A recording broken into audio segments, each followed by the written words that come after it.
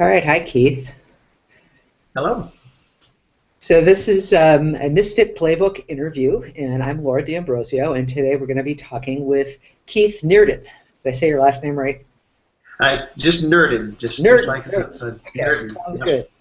Okay, so um, the Misfit Playbook, as you know, is a collaborative writing project that we've been doing um, since the kind of 6 months after the very first Misfit conference. So we've hmm gone through, and as you've read through all the materials, we've gone through and created principles. And the idea of the book is that it's going to be a playbook.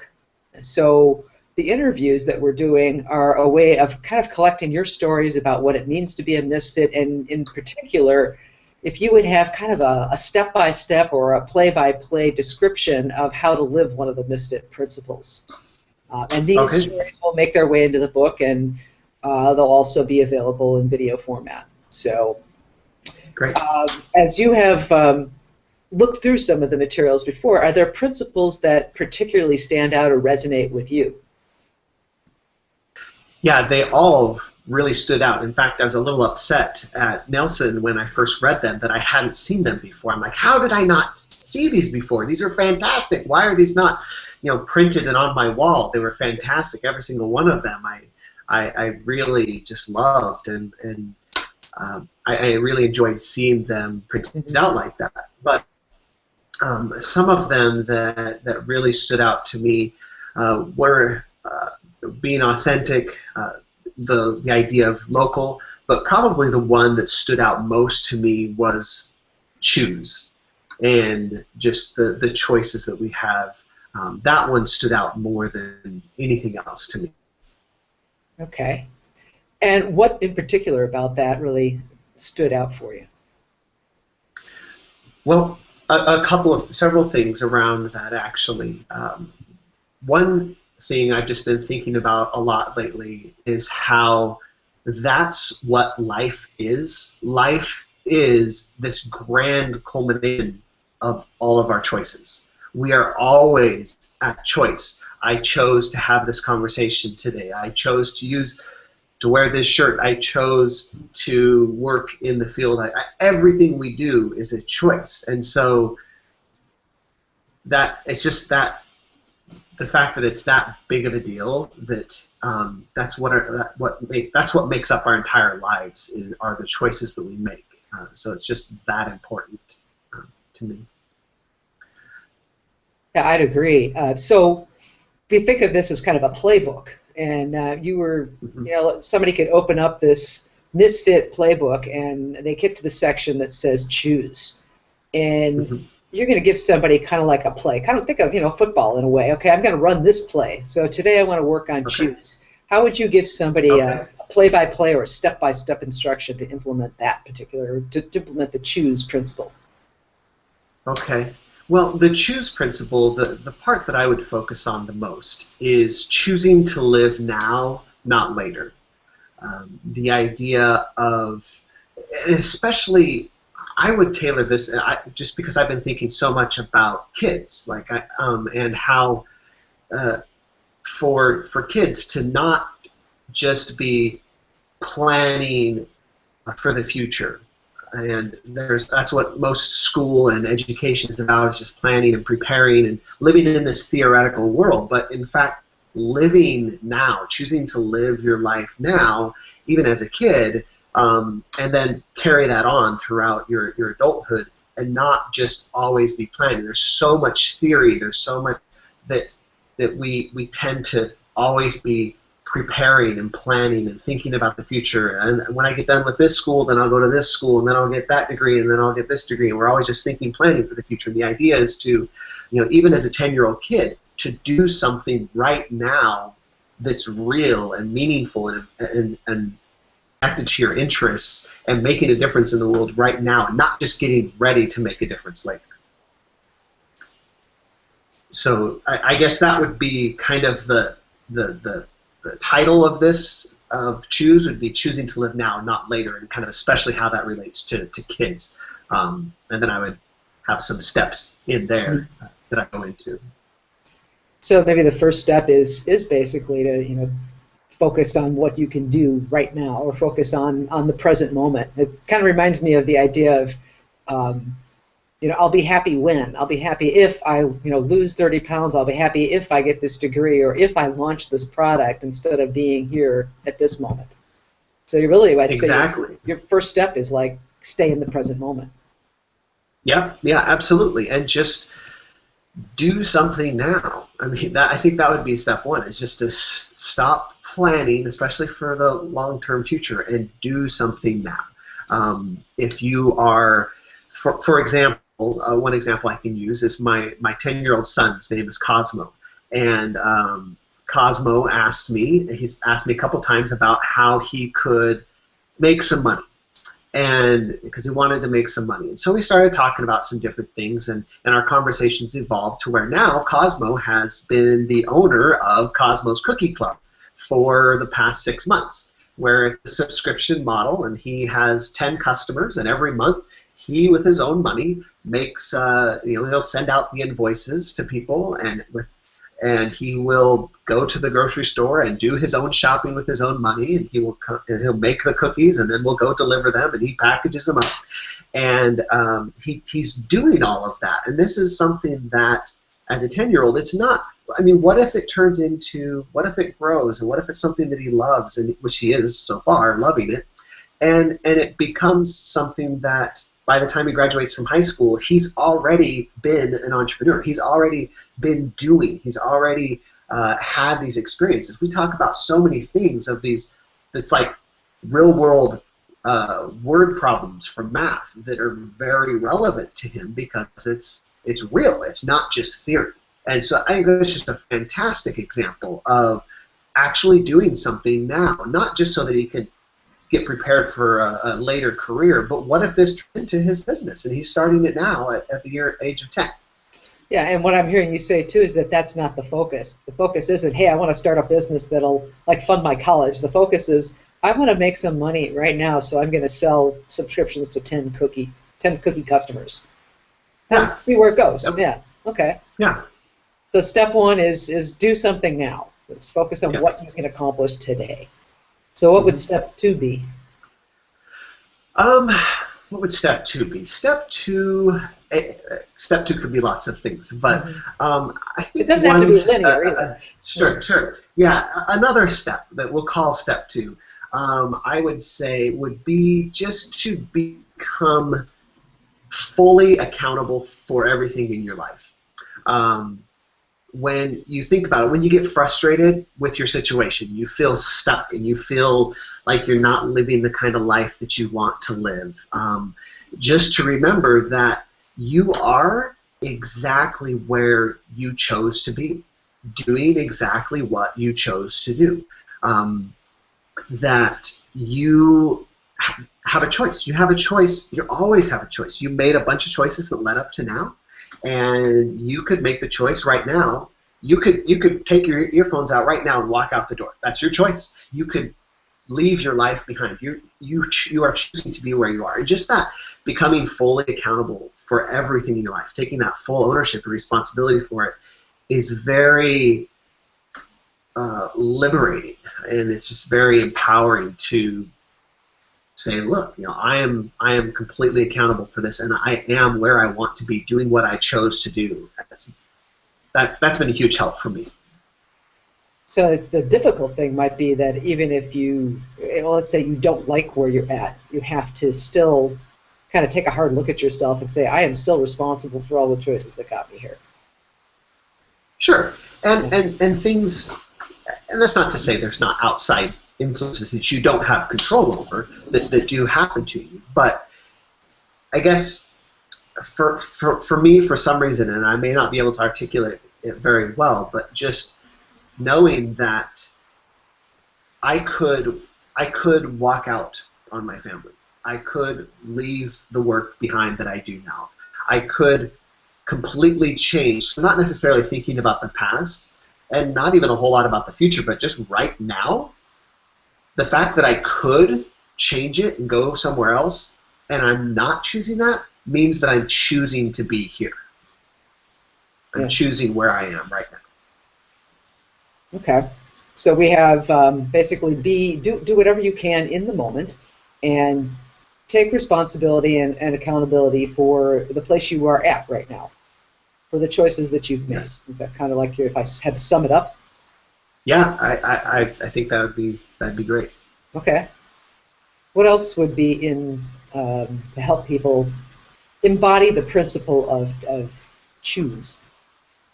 So I would also highly recommend something that has been transformational for me is to always, whether you're considering a new project or a career path or anything, when you're making these choices, to always choose happiness.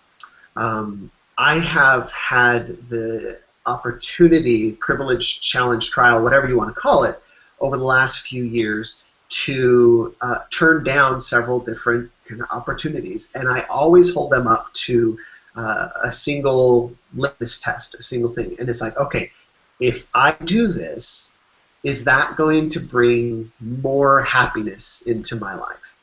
Don't look at profit or short-term gain or, and this I'm not even saying necessarily fun or like pleasurable types of things, which a lot of times they end up being that, but those tend to be more short-lived. But just saying, okay, will this bring more true happiness into my life? And if the answer is no, even if there's tons of other positive stuff, don't do it. Choose happiness. I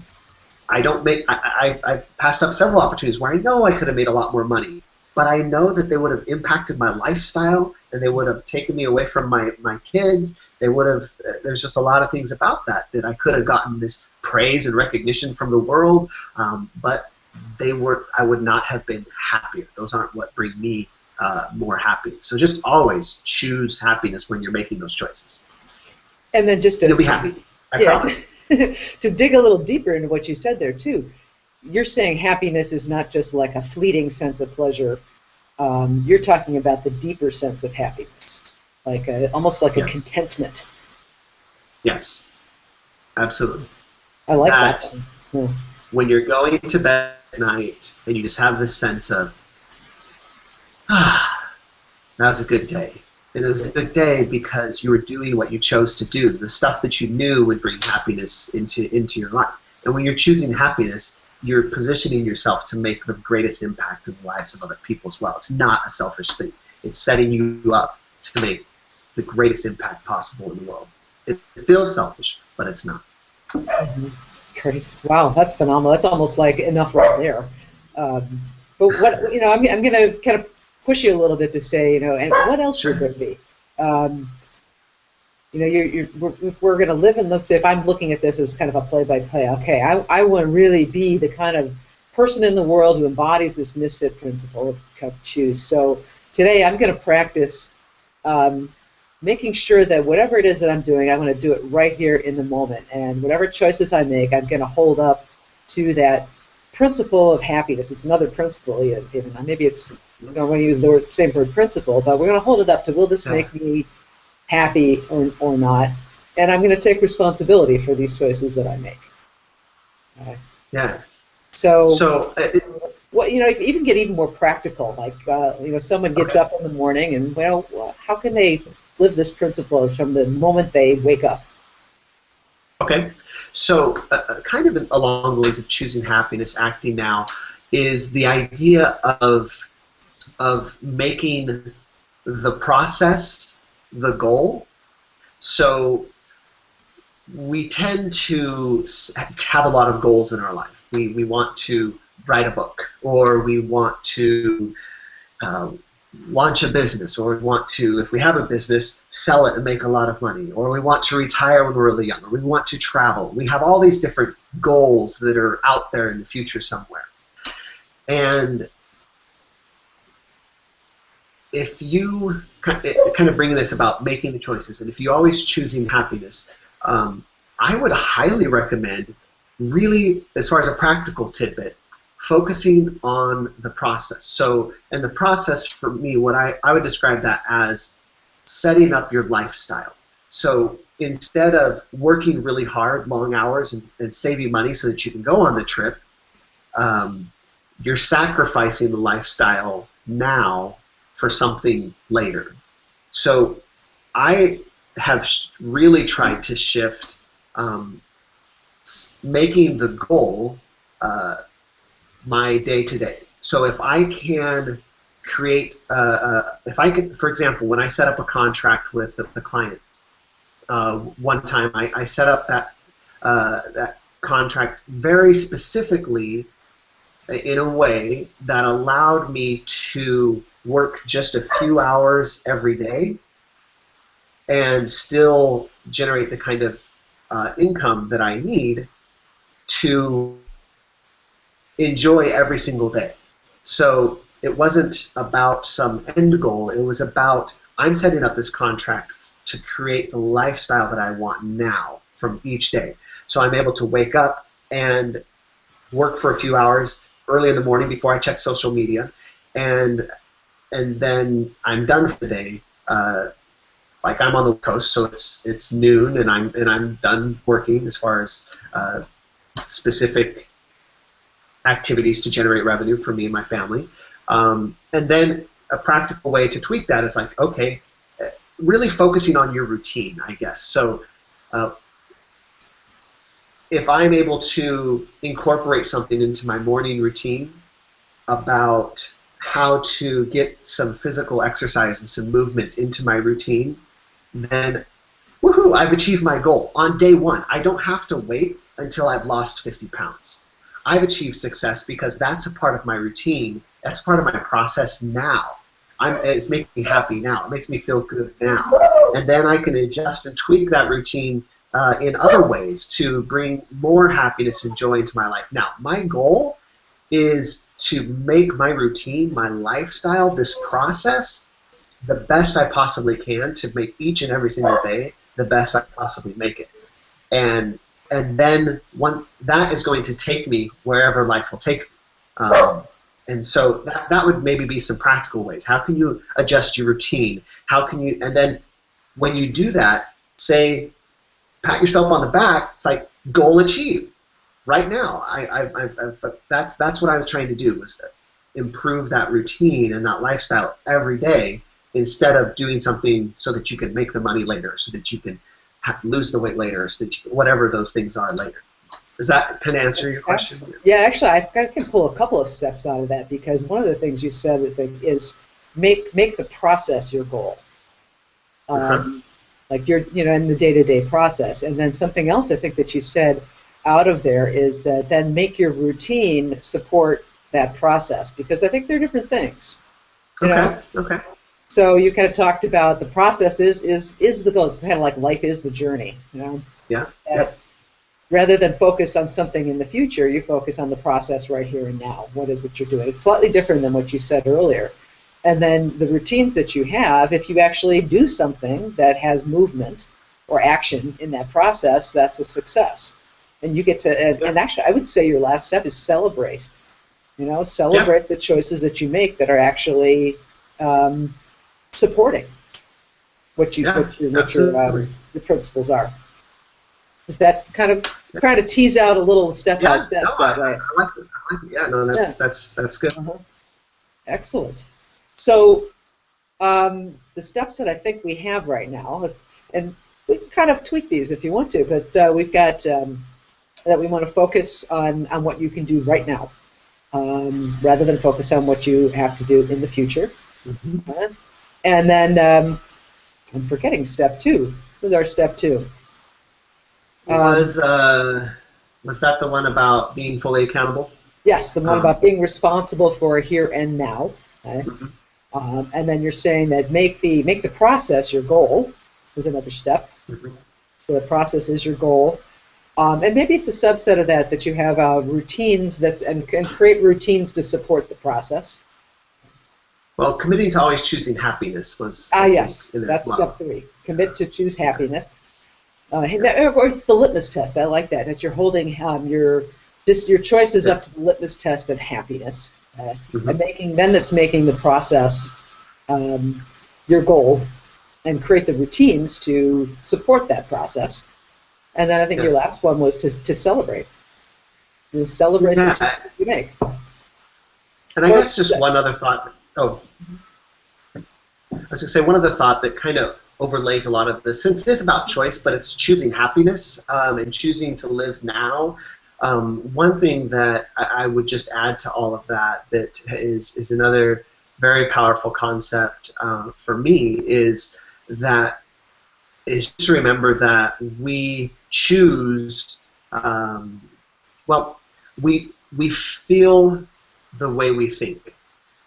And the way I believe that connects to this idea of choice is that if the goal is happiness, we want to be happy, and yet we inundate ourselves with this negative self-talk about not being able to do things and kicking yourself for not taking action on something, or just thinking the thoughts of I'm sad, or I'm lonely, or I'm upset, or I'm whatever, these thoughts, that when we think those thoughts, that's how we feel. And the cool thing about that is that we control and we choose what we think. We're in charge of that. We get to own that. And so that's a huge part of this as well. It's just to remember that you feel how you think, and you choose, you control what you think about. So you to choose to feel happy. I mean, it really can be that simple. And that remembering that and applying that throughout all of these steps and throughout everything you do totally just primes you and gets you in the right place to enjoy it all even that much more. yeah, you might even put that as your first step. You know, That could be, yeah. the number one thing you need to do is to choose the thoughts. Choose your thoughts wisely. Be aware of those thoughts as you go along, and then whatever you're choosing to do, choose to do it right here, right now. Hold that up to the litmus test of happiness, and then create processes and routines that support all of that. Would that kind of sum it up a Yeah, little and bit? have those processes and those routines, have those actually be the goal. You know, Yes, that and have those be the goal. instead of having those try to help you get to a goal, what if you look at those and just fine tuning those and making those as perfect as possible as that being the goal? That's I wonderful. mean, it's like, Beautiful. okay. Yeah, thank you. That's wonderful. Very, very inspiring. So I think we're about at our 30-minute mark. So I want to thank you Okay. from all of us at Yeah, no, thank you. yeah. Thanks from the Misfit Playbook team for participating. And one last question before we sign off. Uh-huh. Out of all the Misfits that you know and love, who would you like to hear from next? Hmm. Who would I like to hear from next?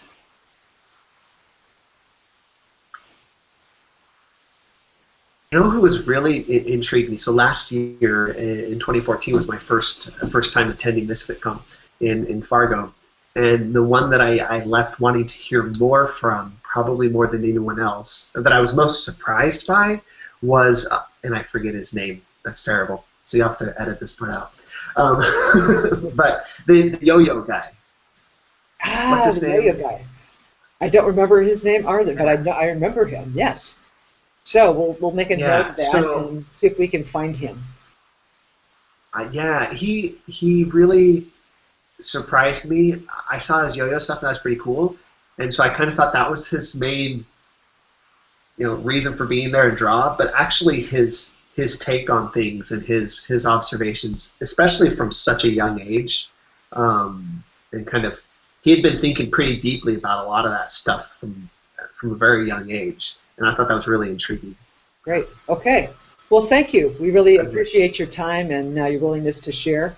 And Yeah, watch for this interview to pop up online, and we'll be summarizing a lot of these your steps as part of the book. Cool. All right. Awesome. Is there a goal of a certain number of people to